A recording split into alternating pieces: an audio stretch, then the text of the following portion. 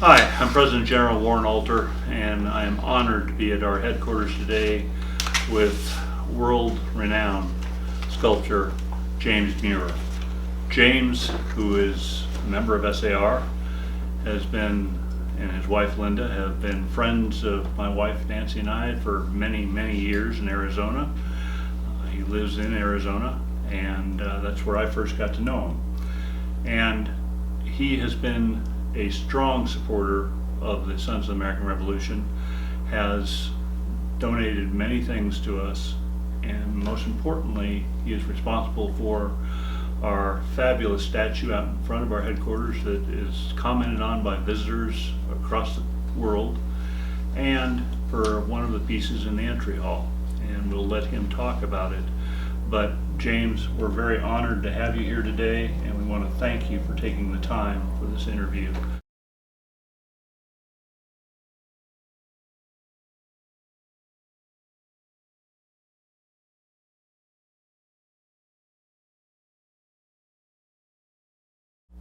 I go back next year 40 years that I've been in SAR. Patriot ancestor was John Fife Sr. He was with the Pennsylvania unit outside of Pittsburgh at the time. He and I actually had 7 relatives that were in the war. He's the one that we traced back to. He had a couple of brothers, and I don't remember exactly how many of them, but I believe there were 3 of them that were in the Sandusky campaign against the on the Indian frontier, and that turned out to be a massacre of the whites, and the ones that weren't killed or escaped were burned at the stake. And my relative, and I think both of his brothers, I don't hold me to that because I'll have to rely on your genealogical repertoire here to document some of this for myself as well. And they made it all the way back from Ohio to Pennsylvania in order to be able to ultimately then not only participate and fight in the revolution. We have the document of the commission to captain of my ancestor. But then, in keeping, I'd like to think, with the spirit of independence, individual freedom and liberty, in 1894, they also participated in the Pennsylvania Whiskey Rebellion.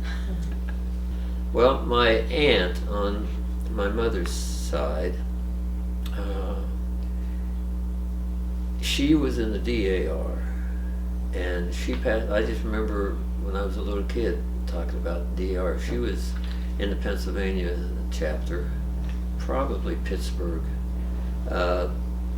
and she, I don't know what her level was, but she went very high up in that, as I recalled, and she passed away, but I never forgot that she was in the DAR, because I've always been a fan of history, and particularly the American history, and just a connection with the American Revolution and anything related to that era, because I have as I try to depict in my art, somewhere I must have been born with it. It was reinforced with my years at West Point and the military and everything. A sense of duty and honor and integrity and human liberty. And so I never forgot that. And then when I started sculpting in 1980, this sense of integrity and loyalty to the precepts of our nation with freedom. And I never forgot, I was, when I graduated, I was in ROTC all through high school. And I was awarded, and I don't know to this day, and in the Indiana chapter there, they didn't recollect this was in 1964. I was presented with a Human Liberty Award, a little Statue of Liberty. But I saved a little nameplate on it, and I put a hole in it, and when I started sculpting,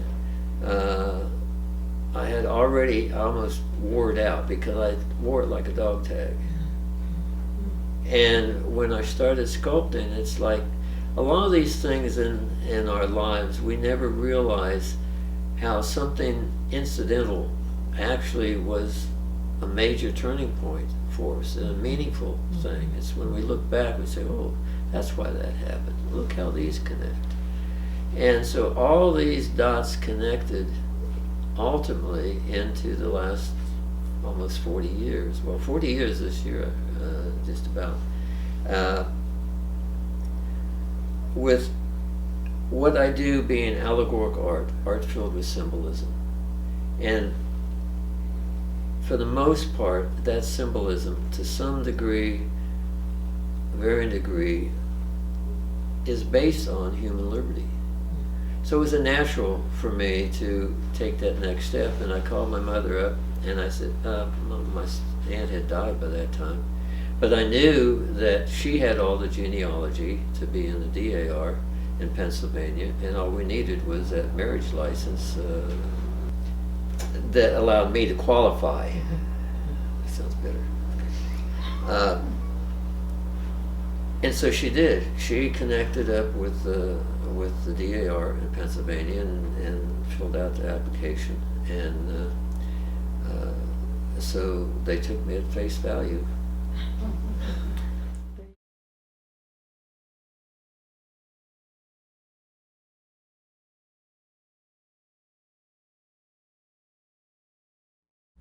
No, actually, I grew up in Indiana and fell in love with the West once I saw the mountains. And it took me till I was 33 to finally move out west. And in hindsight, I recognized that I can't deal with the flatness. And that's the same thing that when I see anything, I see shapes. I don't see colors. Paintings, I can be in awe of what someone can do, but it's still flat. And I see things three-dimensionally. I started out being able to draw well, so I knew there was a talent there, but I never really tried sculpting, other than a piece of soap that I carved, ivory soap, and everybody else is carving a little dog or a little cat. And I carved a rider and a horse jumping over a rail fence. That should have been my first clue, I guess. No, I never tried anything other than in grade school. I loved finger paints, but I think that's because of the smell of the finger paint. But no, I don't even sketch.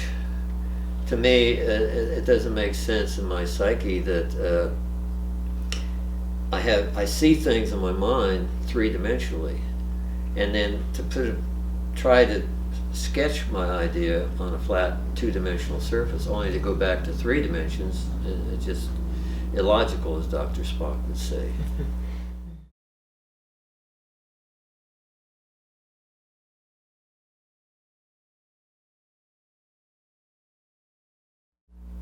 I would say the biggest idol in some ways would be Bernini. Everyone talks about Michelangelo, and Michelangelo was great. Bernini, with all this due respect to Michelangelo, and I think Bernini almost blows him away. But see, I never had any formal art training. This just all just came naturally. And so I am the last one to ask about art history and so on and so forth. I gravitated to realism, what they call representational art, just because I gravitated to it. I wanted to depict life as it is, not an abstract version of life. And that's why you always use live models, because if you're going to sculpt life, you have to take it from life.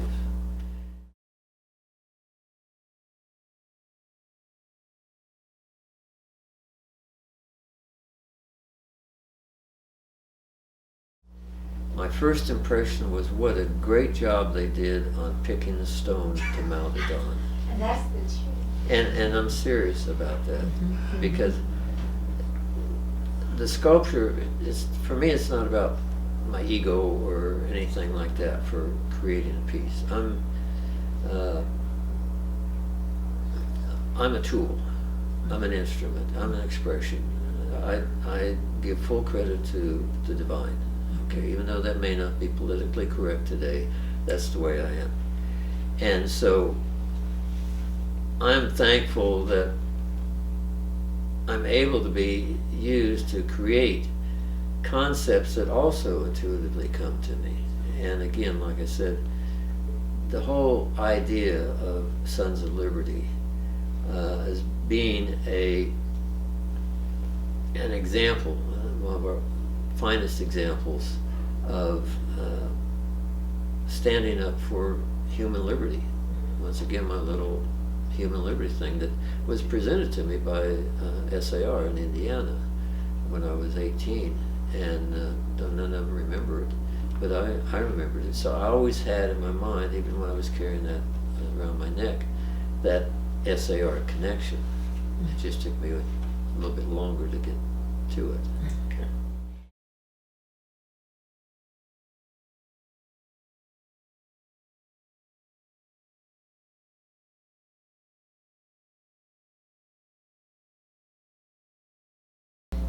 No, it had to be either limestone, granite. It's got to be something, build your house upon a rock. I would not have acquiesced to sandstone. That's just petrified sand.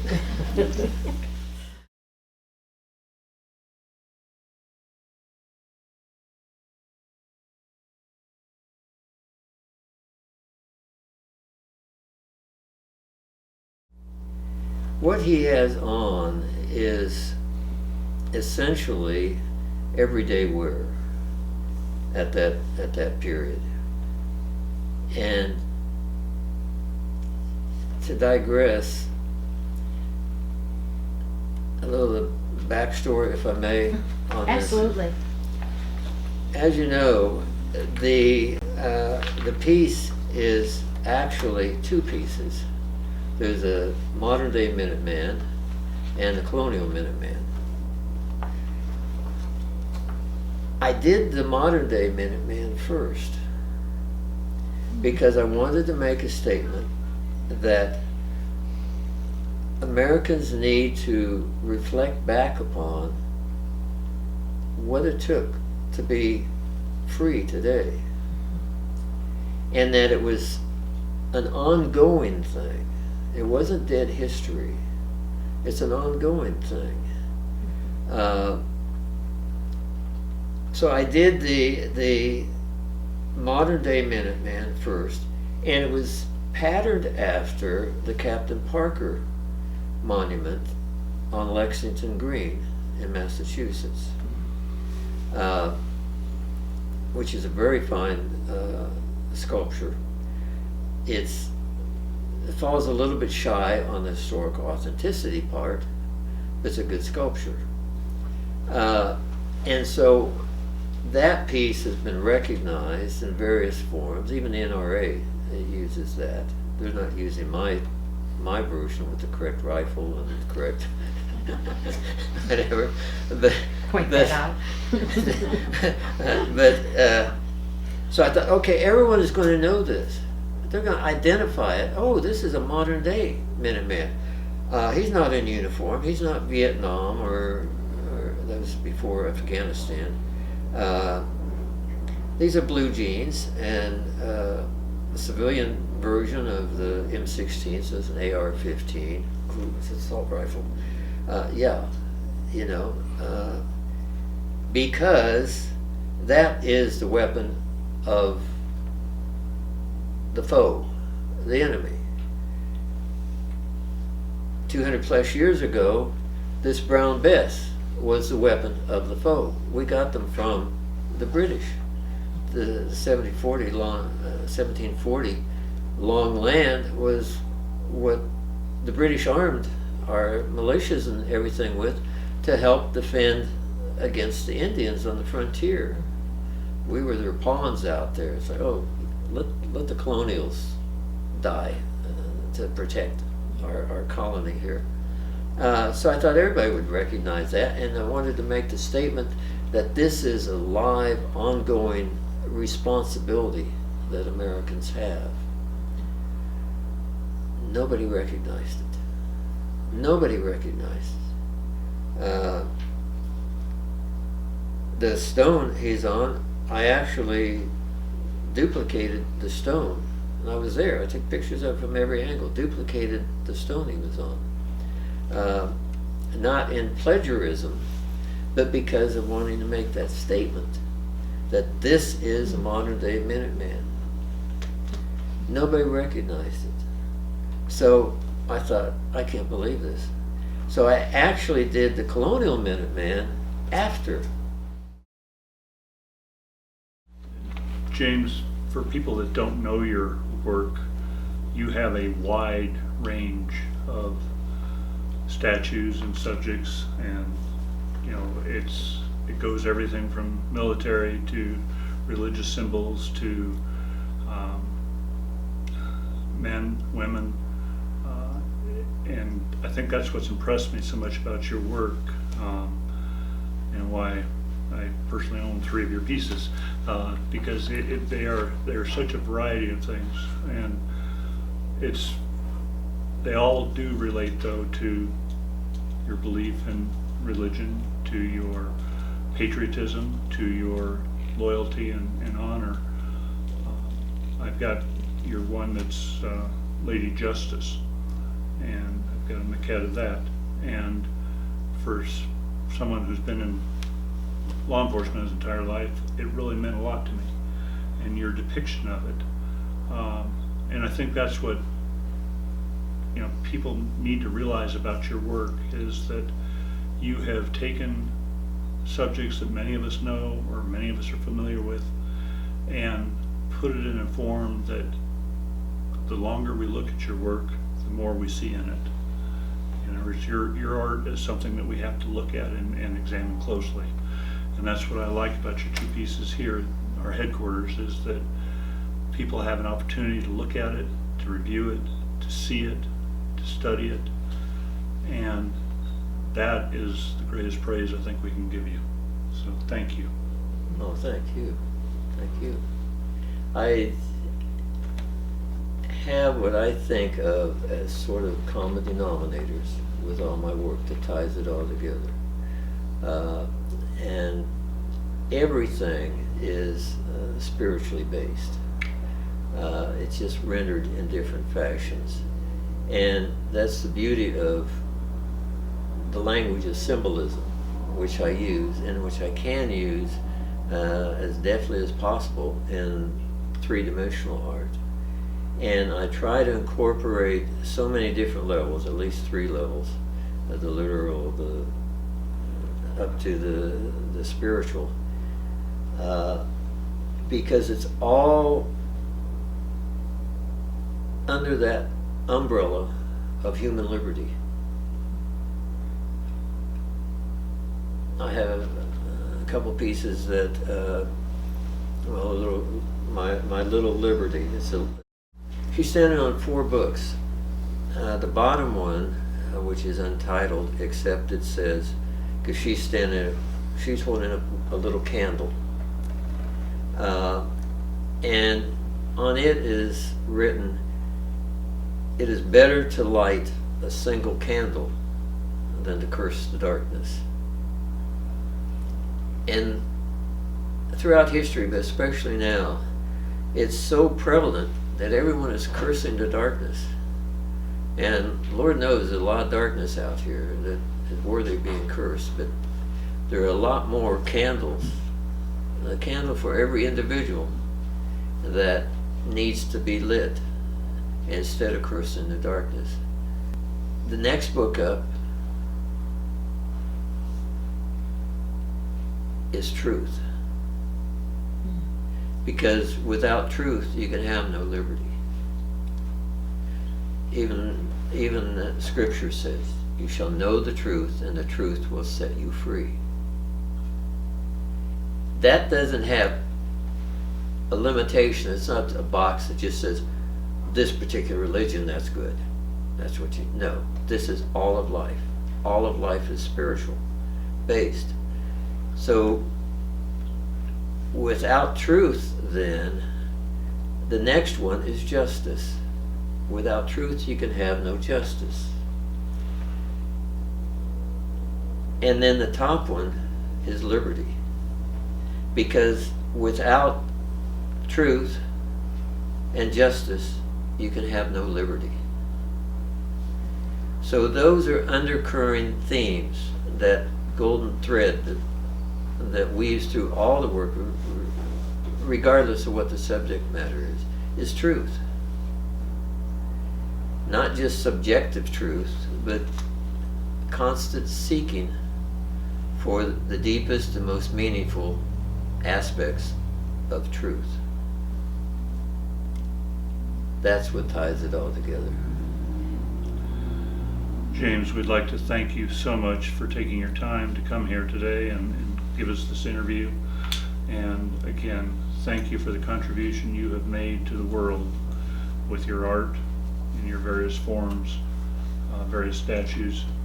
And I am honored to call you a friend and to have known you for all these years. So thank you, sir.